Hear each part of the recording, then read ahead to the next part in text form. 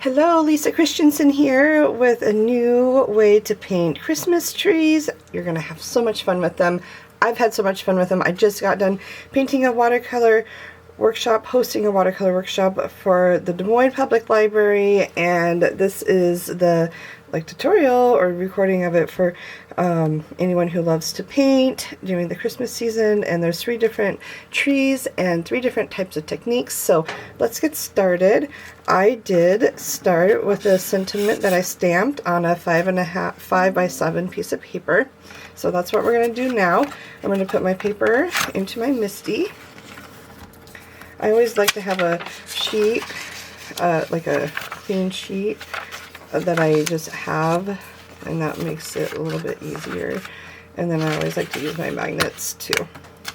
That way the paper won't move. A MISTI is a stamp tool perfect for watercolor cards and stuff. I'm going to use archival ink that will make it so it's waterproof. And you are not going to be able to see this ink, but I will zoom out so you can see it. And there's my lovely palette. And let me focus. Okay.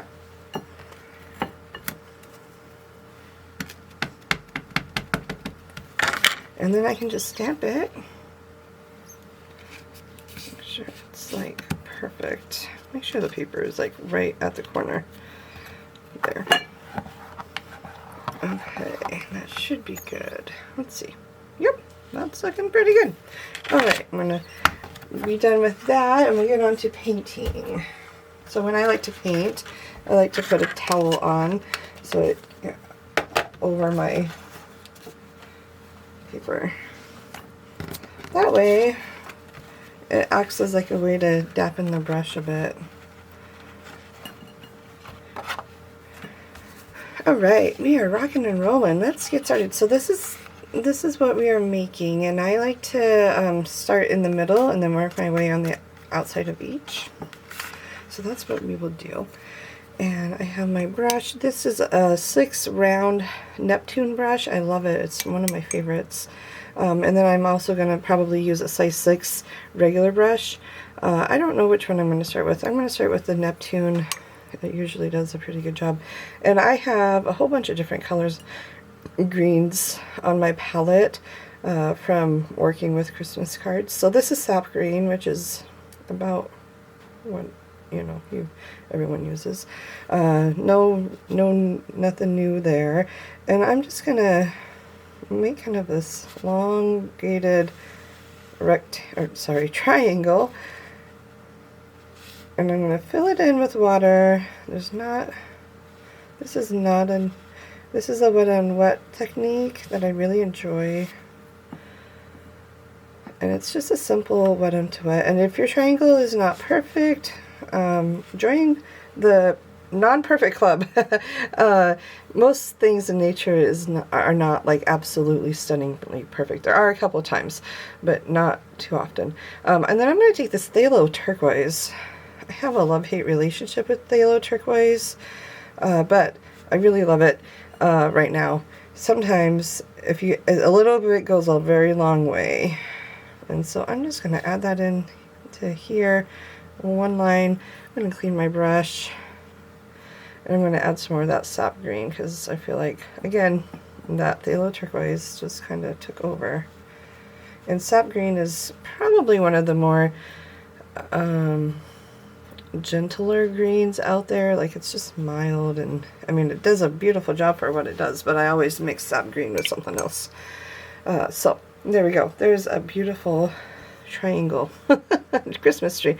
I'm going to add some of this gold iridescent. It's by Core, and I am absolutely in love with it. Let me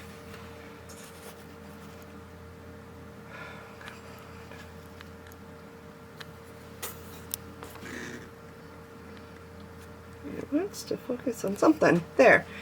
So this is just the wet onto wet, but you can see it looking so pretty. And then I'm just going to dab in some gold. You can kind of see it whooshing on. And this is how I like to paint my Christmas trees. Water goes where water is. So if you don't want watercolor on the paper, it's not going to go anywhere. So like I knew that the water wasn't going to go out of the water onto the dry paper. So there's that. I also like to paint, the next tree that I'm going to paint for you is going to be with like little tick marks, like little like hash marks. I like to call them tick marks. Other artists will call them tick marks. I think it's a general rule. But anyways, I'm going to start with my sap green. I got a couple sap greens going.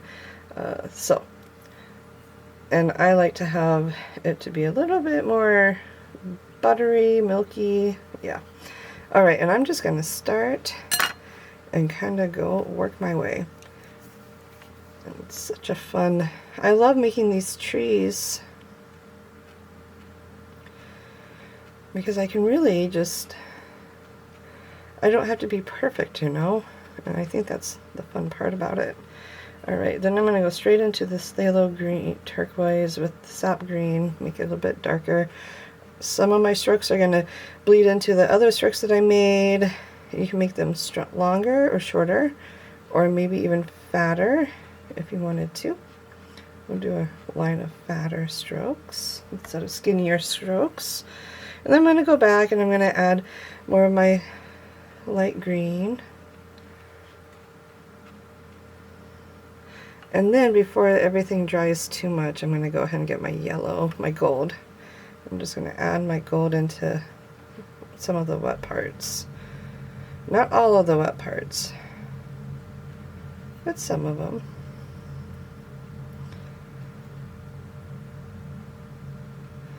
I like that. And then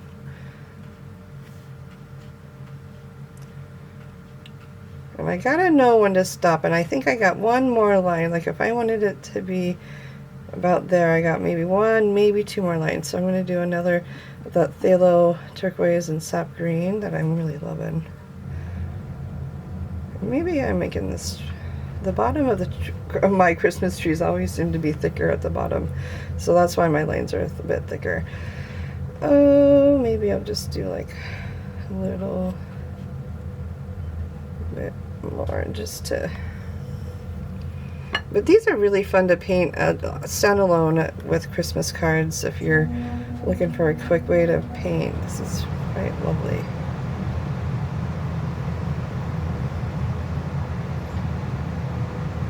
Okay, I'm liking that. I'm going to leave that alone. And now for the other tree, I'm going to get out my size 6 Princeton Select brush. And it just has a thicker, it has a more stiffer point to it, whereas this one is much more loose and soft. This is more stiff, which is perfect for loops. And that's what I'm going to do. I'm just going to make little loops with this Christmas tree.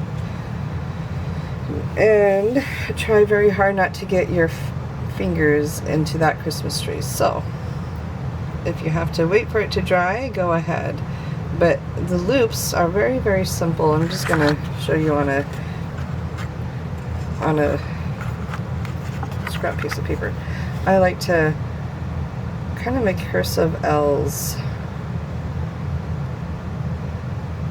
And so if you don't feel comfortable with your loops, just, and it's all in my wrist, it's all, I'm using my fingers and my wrist. And I have my brush at a 45-degree angle.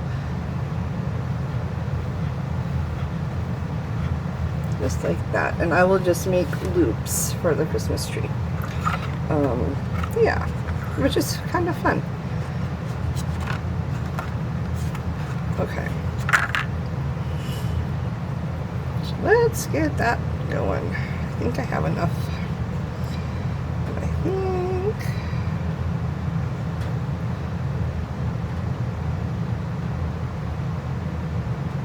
one little loop right there will be perfect.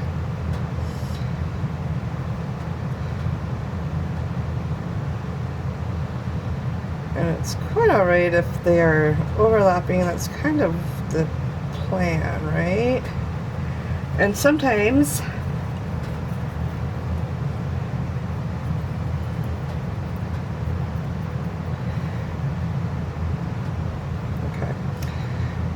let's keep rolling. Oh, so much fun. It's fun to just play with your mark making and just see what happens, which is what I'm doing. And this is a bit more tighter than the other ones.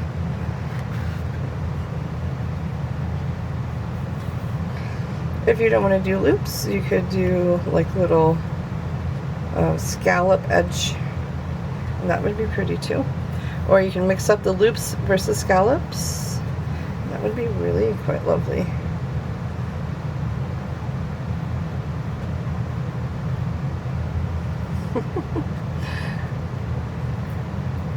There are so many different ways to paint Christmas trees. It's so much fun. And I'm not really getting much of a variation, so let's change that. I want some darker blues and greens.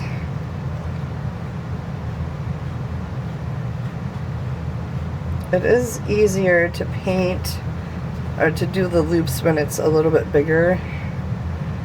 And then I'm going to add my green, gold, but I gotta repaint some of these loops so I can add that green gold.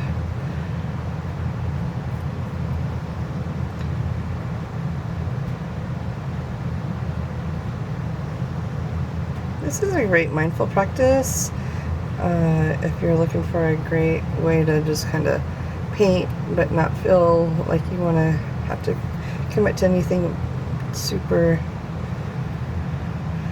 important. I like to art journal with these. There, that's the gold. And I'm just adding some of this gold metallic right in here. It's made by Core, and I'm smitten by it, to be quite honest. It is just lovely. And I kind of lost my lines, but that's okay. I'm just making up loops wherever I see fit.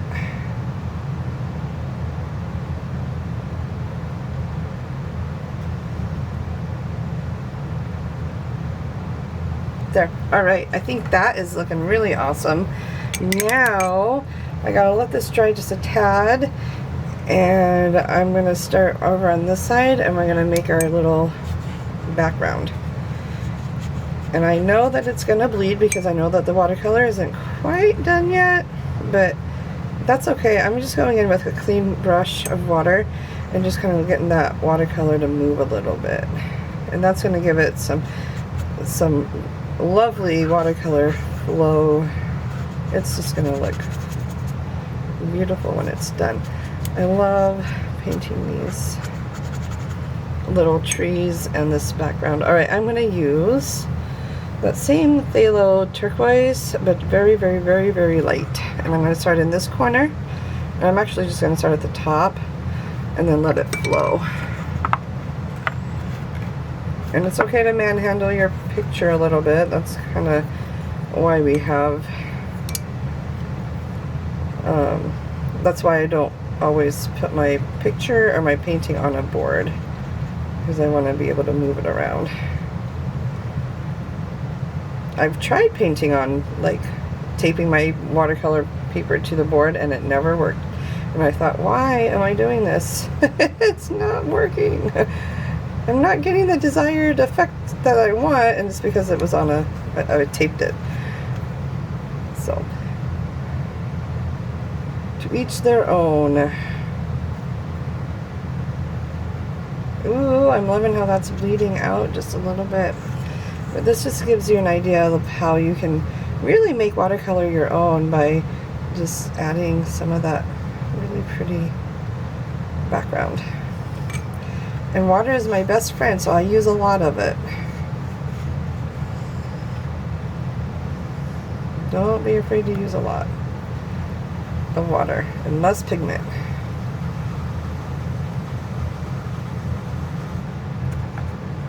I'm gonna keep going. Sometimes I'm tempted, like I was going to flip my painting around. Sometimes I do, but I didn't feel like that was really going to help. And this is just a nice little background. You could have done this before, but then you have to wait for it to dry, and that's no fun. And alright, there it is. It's going to dry, It's quite lovely. It'll take about 10 minutes to dry, maybe.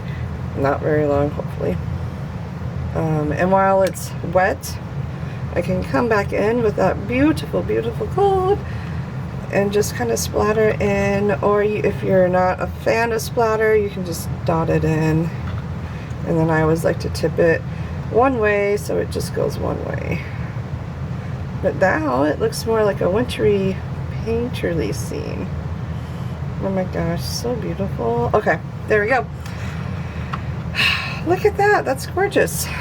And then it'll dry and it'll be even better. And then, hopefully, if you paint along with me, you will be able to give this to a friend or a family member. Yeah. I painted this last year a lot during the Christmas season. It's just nice to be able to do something creative. And so, and I enjoy mark making. So this is the this is when I decided to mark make and then paint Christmas trees. But I like to doodle, and if you like to doodle, doodling goes really well with painting, because you could have easily just inked the trees and then added the same watercolor and get kind of the same effect. But I love the painterly look of this. Alright, it is probably just dry enough for me to put in a teeny tiny bit of tree trunk, and I'm going to just do one right here, and it is not going to be like perfect, but I'm just making like a really bad shaped rectangle, and it will dry flat. I just don't want to wait for it to dry flat.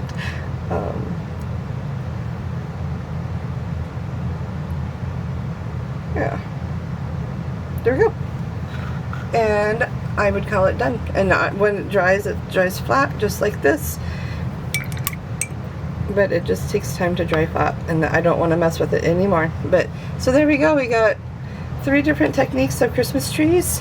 I don't think you need a whole lot more. It's very painterly and quite lovely. So I hope you enjoyed this tutorial, and like and subscribe if you haven't. I do these tutorials often, and I'm also an admin to the Watercolor Card Group, the owner of Watercolor Card Group on Facebook, and we have over 25,000 members that are very, very knowledgeable in watercolor. So join our group. It's a fun group. Anyways, we'll talk to you soon. Bye.